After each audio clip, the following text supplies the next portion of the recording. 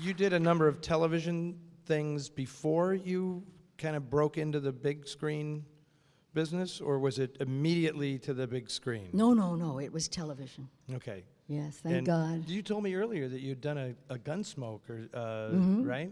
Yeah. Yes, I think they had one of the shots One of in the the shots reel. in the clip reel was I'm that an Indian Gunsmoke, yeah. in it. But I'm pretty good as an Indian. That was only in the business 2 years at that time. But the older folks in the theater will know what the summer stock is, and you used to go, especially in New York, the East Coast. You would go to in the summertime. You'd go learn your craft on the stage. Mm-hmm. Well, the television, which was quite new in the 50s, was my summer stock. I learned on television how to be on television. So. And there were a couple of other clips in here, and you say you were playing an Indian.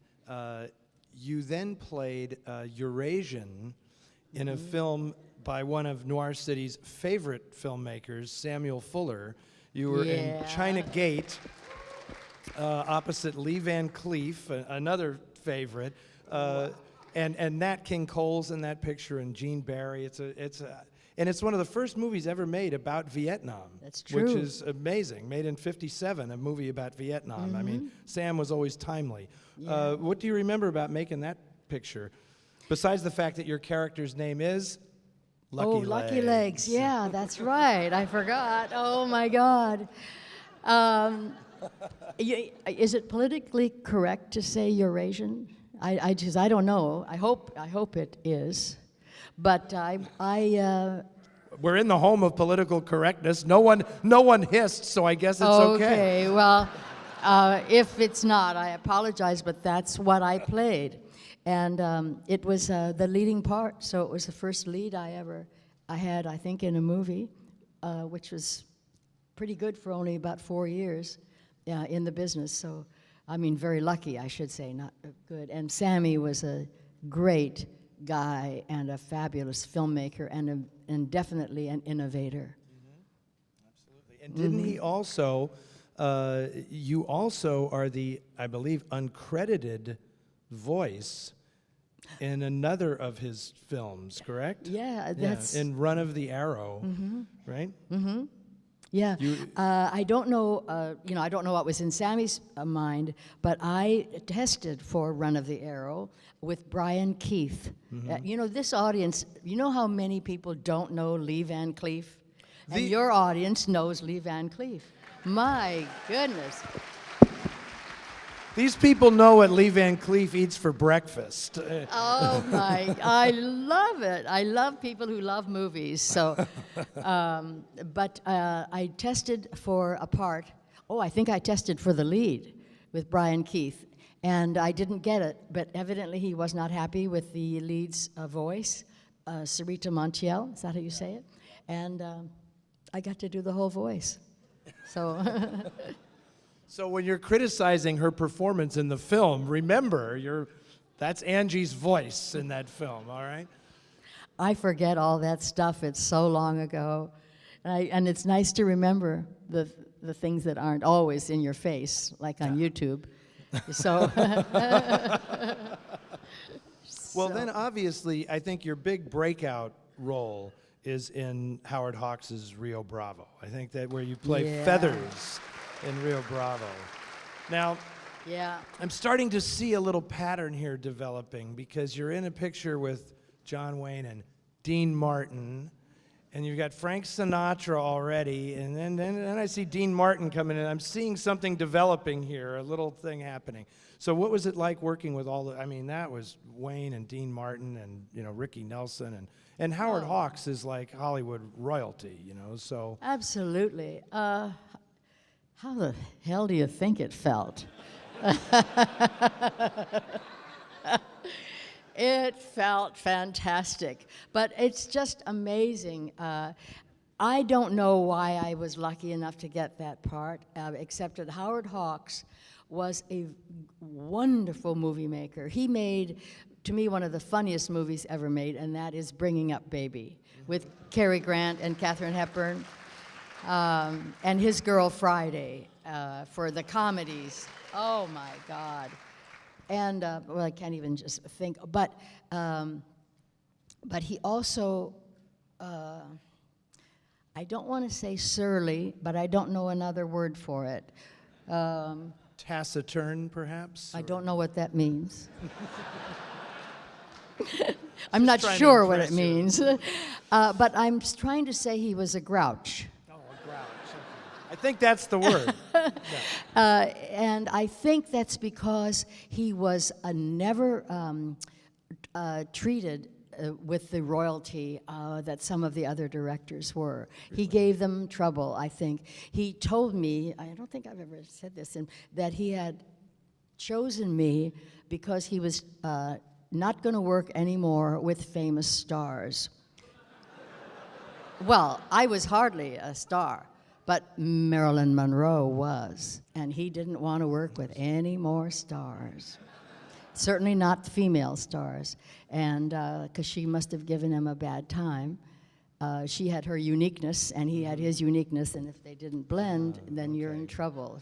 So he chose as far away from Marilyn Monroe as you can get for me to do Rio Bravo.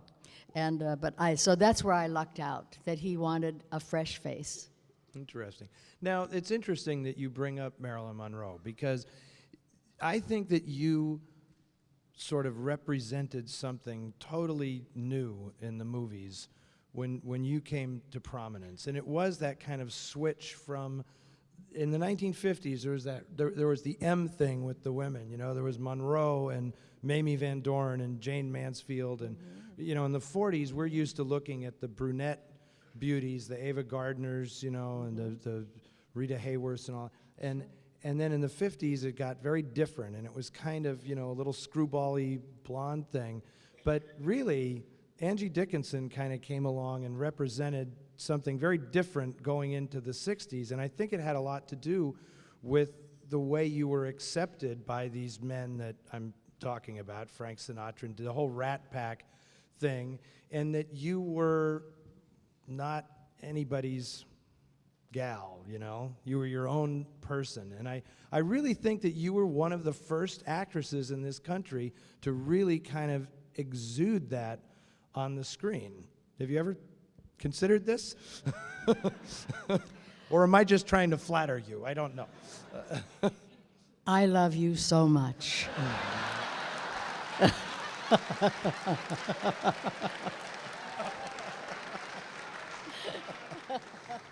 This was all a setup. When you're working, no, I never thought of it. I think looking back on it. But did you ever feel that when you were up for roles and being cast, that you were kind of different, and did they know what to do with you? No, they didn't know what to do with me. Universal had me under contract, and they let me go. They did not know what to do with me because I was quirky and right in between everything. I wasn't like everybody else, so I was new and fresh. They didn't know what to do with me, and that's not their fault. I didn't either. But they had to make movies, and I didn't fit what they had, so Universal let me go. But Howard, luckily, saw something, and I must say that movie holds up like no movie I can think of. And I'm going to pay you the ultimate compliment now, because Howard Hawks had a gift for finding a particular type of woman on screen. You know, he found Bacall, and he found Ella Raines, and he found a bunch of different Joanne Drew, I think. Joanne Drew. Then they all Joan became Collins. known, and they all. It was like, you're a Hawks woman, right? And you could have been another Hawks woman, but you weren't. You were kind of your own thing, you know. I wasn't tall enough to be a Hawk. You know, he was married to a Slim. Slim Hawks, and well, he was wonderful. But I don't know about the analyzing. You know, you just are what you are, and if they like it, you're in luck. Was it true that it was Slim who actually kind of discovered you? That she's the one who suggested you to him? No. Okay. Good. You know what the story is I think you're thinking of. And her name was Dee, but I think and Slim might have been one of them. Okay, and this was D. Hawks. And he said, when he gave me the part, he said, my wife was surprised I picked you. And I said to her, good. He didn't want somebody that you expected from him, somebody that is already there, and so he found an original in his opinion, and I hope I did that. Brilliant.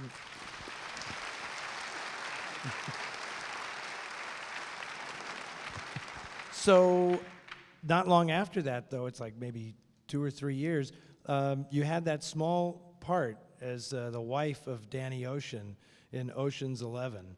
And here's Frank Sinatra again. Now, was it predestined that you were going to play that part because you'd already known Frank Sinatra, or how did that come about?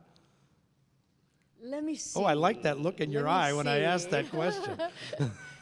Well, what flashed in my mind is that not long within the year, I have heard the incredible Gloria Vanderbilt write in Vanity Fair and talk about having been offered the part in Ocean's 11 by Frank Sinatra. She was seeing him. And well, you'll have to read it, but so I don't remember it by heart, but they kind of fell out, and I don't know, I'm sorry, I don't remember it. I only think about myself. And, but I thought, well, hell, I thought I was the one that they wanted for that. But I was always told that I was under contract to Warner Brothers, because Howard Hawks, my wonderful discoverer, sold my contract to Warner Brothers without telling me. Absolutely. You got to go to bed or anything? Yeah, okay, I'll tell you a quick story. I was called by my agent to do a screen test for Bramblebush to see if I could get the part. And I drove to the lot where we shot Rio Bravo, and I said, good morning, Scotty, or something. And he said, I said, I'm here for my screen test for Bramblebush. He says, I'll get your permanent pass. And I said, I'm here for a screen test. And they told me where, and he said, no, you're under contract here. I've got your pass. That's how I found out how Howard Hawks you. I was so mad because I thought, oh, I've got it made. This great director is going to just make me so wonderful and mentor me, and he disappeared. Yeah, but he was absolutely wonderful, and John Wayne loved him. And they made some wonderful movies together. Sammy. So I was under contract to Warner Brothers, and Sammy Davis, Sammy said to me, I said to Frank, hey, Angie would be a gas to play your wife in Ocean's 11. And, Angie would be a gas, and man. I guess Frank agreed, and they said, you're in it. It was just no hanky-panky. No. So what's it like shooting a picture with these guys? I mean, they're like the legendary characters. I mean, now, you know, it's such a larger-than-life thing. Yes. And you were, you know, the Rat Pack's drinking buddy, favorite gal, you know, however you want to put it. I mean... I've dined out a long time letting you believe that. Okay. But I was not that much, it wasn't as often that we all got together as it appears. But don't spoil the legend. Don't spoil the legend. Yeah, these answers are not easy to give sometimes. Yeah, you don't want to spoil the image, but I did have the good fortune to hang out with a bunch of fantastic men. Yeah. And who was like, okay, so when you guys did hang out, like, what'd you do for fun? Like, what, I mean... We were the fun. Okay. You just had to show up, and that was it. Okay. Yeah. Brilliant.